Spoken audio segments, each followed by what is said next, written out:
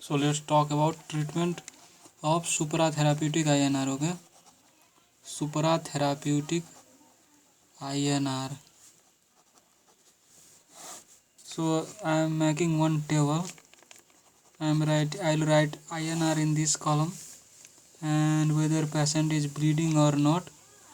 Okay, yes or no in this column, and then what intervention will we take in this column. Okay, before starting this, I want to tell you that oral vitamin K is as effective as intravenous vitamin K. Oral vitamin K is as effective as intravenous vitamin K in lowering INR in 24 hours. Okay,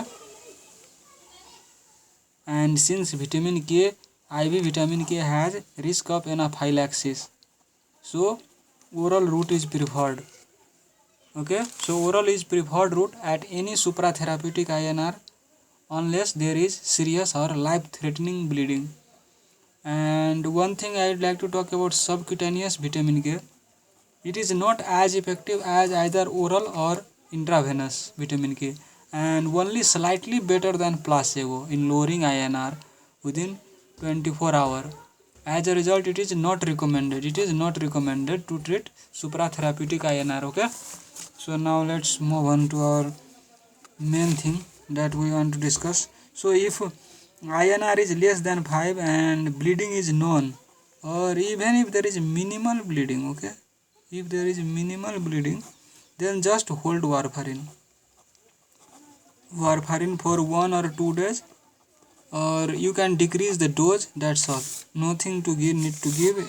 And if INR is lies between 5 to 9 and bleeding is known, or if there is minimal bleeding, okay, minimal bleeding, then just you can hold warfarin and resume when INR is therapeutic.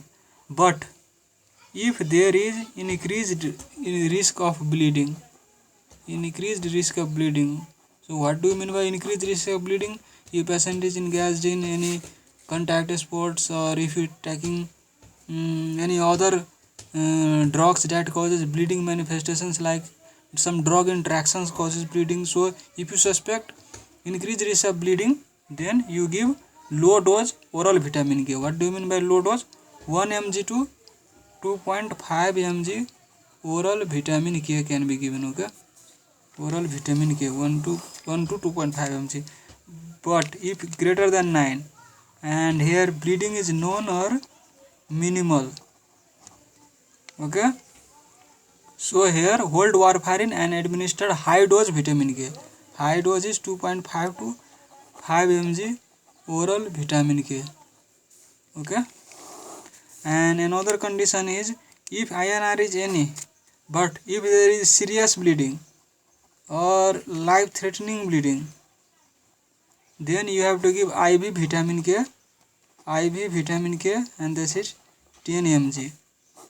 And also you have to give fresh frozen plasma, okay, recombinant factor 7A and prothrombin complex concentrates.